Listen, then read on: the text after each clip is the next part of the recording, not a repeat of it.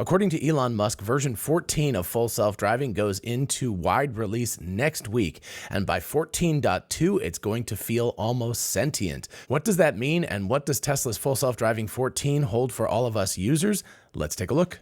Hey y'all, it's Dr. Know-It-All. So today I want to kind of pull together a bunch of Elon Musk's quotes from over the past several months, as it turns out. It took me a while to do the research for this because I was like, I know he said X or Y or something, and then I had to go back and search and everything and find it in the archives.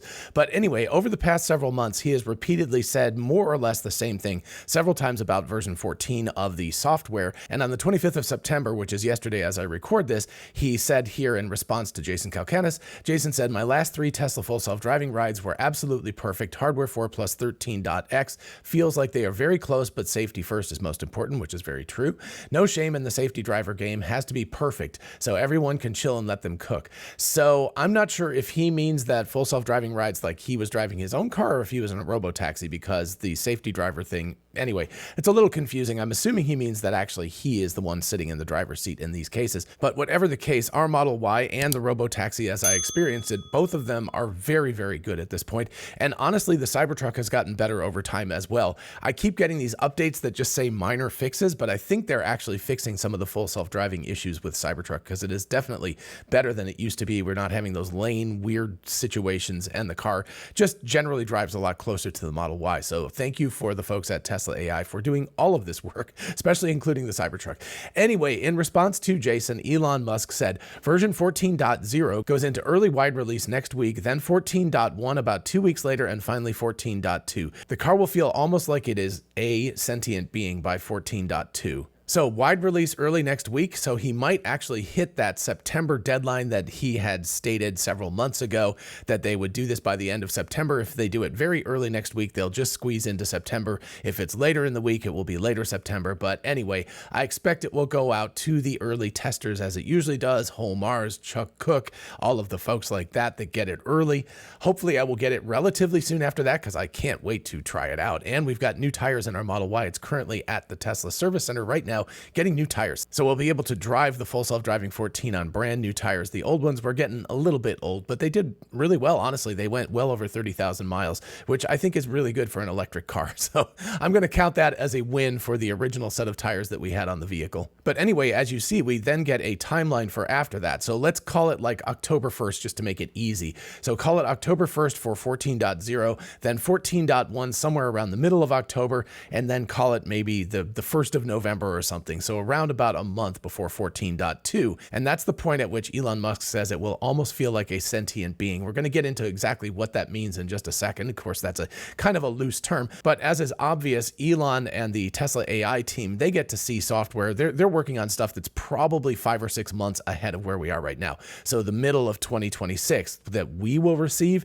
that stuff that they're working on right now. So they have a vision into the future that we simply cannot see at this point. And so when Elon talks about versions 14 and 15 of the software, he has a much better idea of that than, of course, us lumpen proletariat that are out there just driving the released versions of the software. And if we dial things back about a month, you can see that Elon is consistent with this. He says version 14 of Tesla full self-driving feels sentient. And then in response to Ray's post about Jed Dorsheimer being impressed, Elon said he was just on version 13, obviously, since that's the released version. Version 14 is the second biggest update to Tesla AI Autopilot ever after version 12. It feels alive.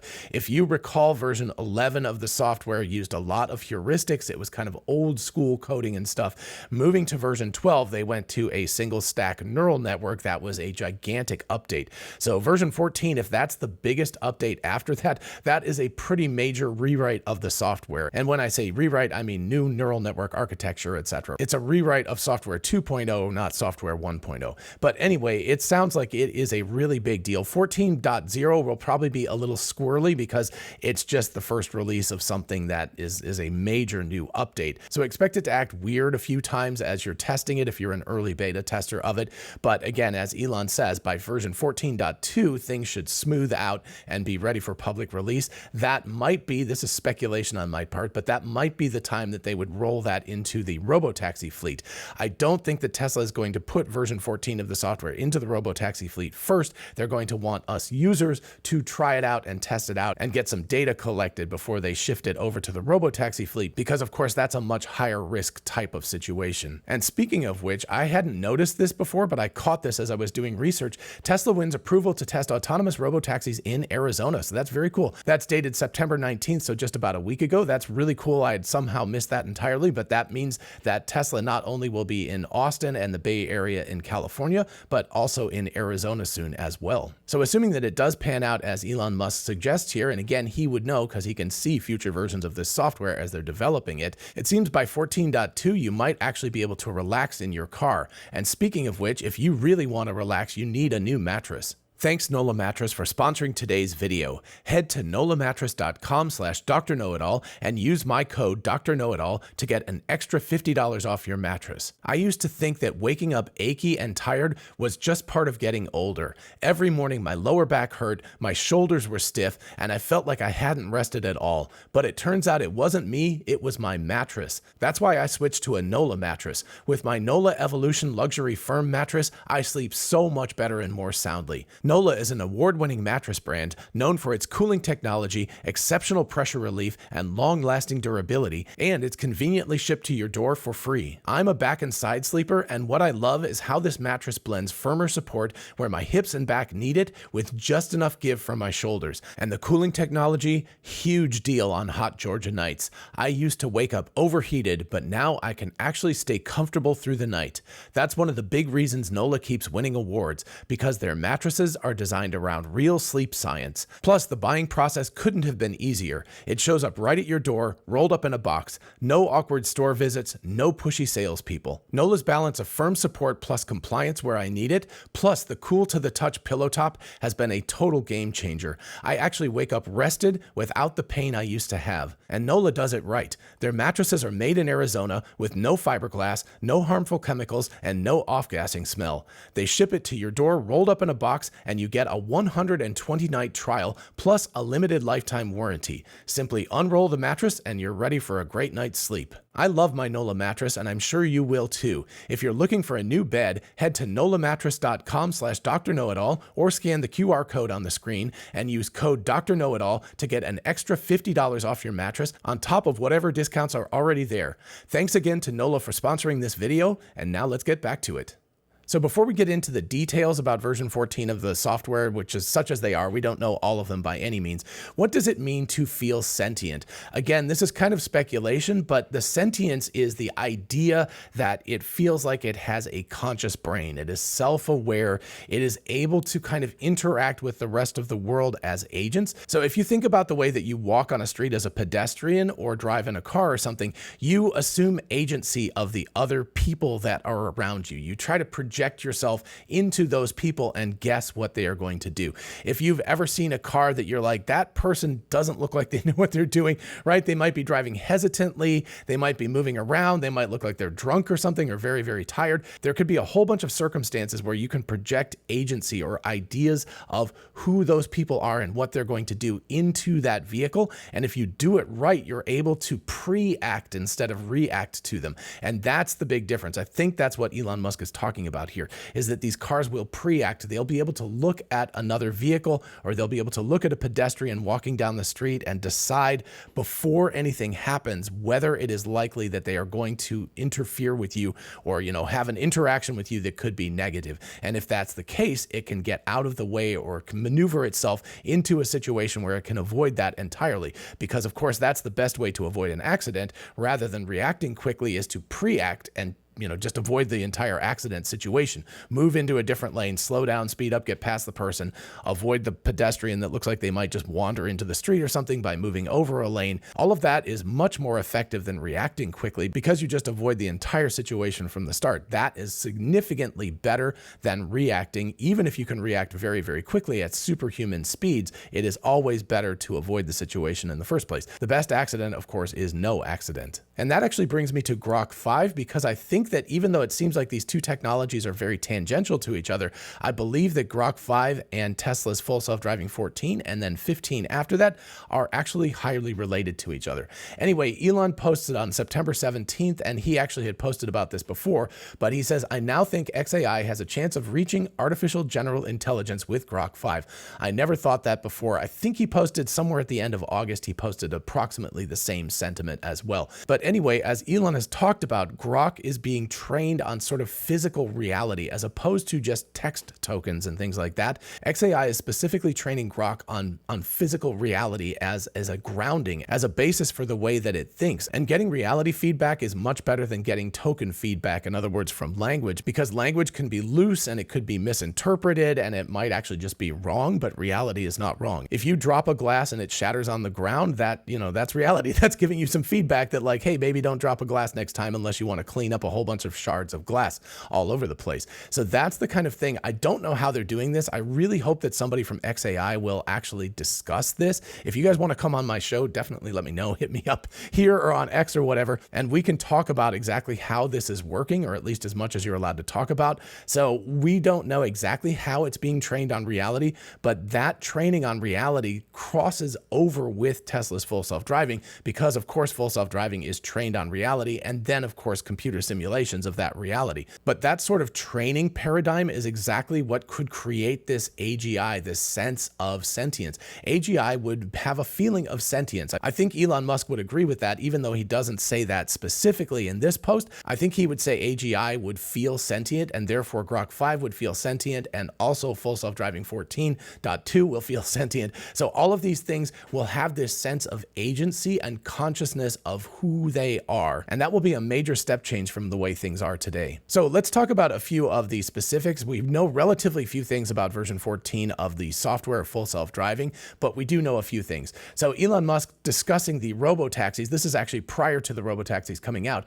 These are unmodified Tesla cars coming straight from the factory, meaning that every Tesla coming out of our factories is capable of unsupervised full self-driving, of course. And then in response to Stuart Zuckerman asking about what version of the software, Elon says it's a new version of software, but will merge into the main branch soon. So that's interesting because I don't know if that ever actually happened. I don't know if our 13.x software that we have at this point is merged with robotaxis. I think they just skipped that and went straight to 14. But the interesting part here is we have a more advanced model in alpha stage, and this would be back in June, so this is the version 14 of the software, that has approximately 4 times the parameters, but still requires a lot of polishing. That's probably ready for deploy in a few months, and that would be, a week or two from now. So what does 4 times the parameters mean? That's the number of little knobs that you can twist in the neural network. So if there are 100 billion parameters in the current version 13 of the software, that would push it to around 400 billion parameters. Some people have said that version 13 of the software might be around 250 billion parameters, which I think is very large, but that is possible. In that case, we're looking at close to 1 trillion parameters if we 4x the number of parameters. So that's a really big deal. And then in response to Holmar's catalog, Elon was even more specific about 4.5x, so it's even more than 4x. Increase in parameters should be ready for wide release later this year. Super frugal use of memory bandwidth, caching exactly what is needed, and squeezing microseconds out of everything are needed to maintain the frame rate, and the whole system needs to be retrained. So all of this stuff is what's been going on for the past few months in the background, and we are about to see the fruits of the labor of this. And then just about a month ago, in response to James Dauma, Elon Musk said version 14 will be better than humans for sure, so that's version 14 of full self-driving, but I don't know if it will be 10 times safer than humans, maybe 2 to 3 times safer than humans. Version 15 has a shot at 10x, so he already sees version 15, the early stages of that. Of course, they haven't probably trained that and everything yet. They're working on version 14, but he's seeing the tech demos and, whatever the pilot programs and things for version 15. But 2 to 3x safer than a human. If you think about it, if a human gets into an accident every 500,000 miles, I think that's about the average, then you're looking at 1 to 1.5 million miles between accidents for full self-driving without humans in the loop. We know that Tesla full self-driving with humans monitoring them are even safer than that, but what he's claiming here is that these cars can be safer than a human all by themselves without a human involved at all. So for those of us who own full self-driving and those who expect to take robo-taxis in the future when version 14 is on the robo-taxis and the cybercabs and everything, what does that give us? It gives us a few things. Number one, we can expect significantly less nagging because the car should be feeling much more capable, right? If you give something 4 times the parameters, if you make it smarter, it's going to be able to understand the world. It's going to be able to have a larger window into the world. And I've always projected out that you need about 30 seconds of temporal window. In other words, you need to be able to project forward and also remember backwards about 30 seconds in order to really drive well, because you have to project into the future and you also have to remember what's happened in the past in order to understand if there are crazy, wacky drivers around there, or if that pedestrian looks like they might wander into the street in front of you, things like that. You need a bigger window of time, and then you need a window of time into the future where you can project into the future. So that 4x parameters and that sentientness of version 14 of the software will allow the car to operate much more comfortably under many more circumstances, and therefore it should not have to nag us nearly as much, which will be much more relaxing, right? You should just be able to, like, honestly close your eyes at some points and things like that. Now, Tesla's, I'm sure, going to still require that we are in charge of the car. They're not going to turn that over just yet. I think Elon said maybe by the end of the year they might start backing off on that, but I don't expect that to happen for quite a while because, again, there's a legal aspect to that. As soon as the car says that it's driving itself and you don't have to pay attention,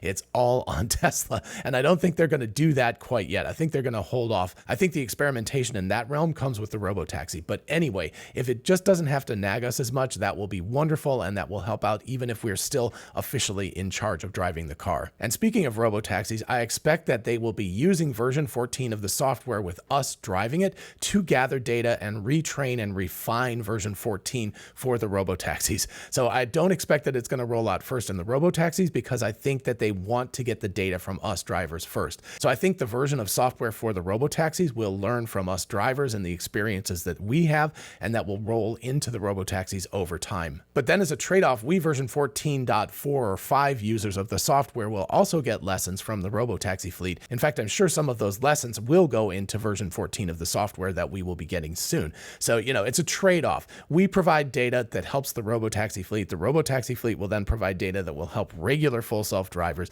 And that kind of cycle is a virtuous cycle where both of them feed back positively with each other. So other things I expect pothole avoidance. It should do better with that. We should get smoother lane merges and a more human-like flow of the way that the vehicle drives itself. Even right now with version 13.x of the software, it drives really, really well, but I think it will drive even more human-like. It will go from being like a good human driver to like the best human driver. And as Elon says, if it gets to 2 to 3 times better than the best human driver, it will actually feel kind of magical at that point. Like, wow, I can't even drive that well. For those of you who remember earlier versions of full self-driving like 10 and 11 and such, it felt like it was very much a student driver and you were like, oh man, you know, I hope it's doing a good job. It feels right now like it's almost to my level. It's a little bit less good than that, but on some days it's actually fantastic and just about as good as me. But the day that I'm like objectively go like, wow, this drives better than I do, that is going to be quite the day, because that's going to be the time where I feel like it's almost unethical for me to drive the car myself anymore under any kind of situation where I might injure somebody or get in an accident, and I should turn it over to the vehicle as much as possible at that point. That will be a really interesting day, and it will be quite interesting to see if I and we collectively feel that version 14 of the software. Again, don't think about for version 14.0, there will be bugs with that one and such, but by, as Elon said, 14.2 of the software, if we look at it and we're like, wow, this thing is objectively driving better than we do, that will be quite a step change in the way that we conceive of full self-driving. Alrighty, folks, that's what I've got for you today. It's very exciting news. I can't wait for version 14 to arrive on my Model Y and hopefully the Cybertruck as well. Let me know what you think in the comments. Are you looking forward to this as well? Do you have any qualms about version 14 of the software? Let me know. And while you're down there, if you don't mind liking and subscribing, it really helps out the channel. Thank you so much. And once again, a big thanks to NOLA Mattress for sponsoring today's video. Be sure to check out my link in the description or scan the QR code and get $50 off your mattress. And I will see you in the next video. Bye-bye.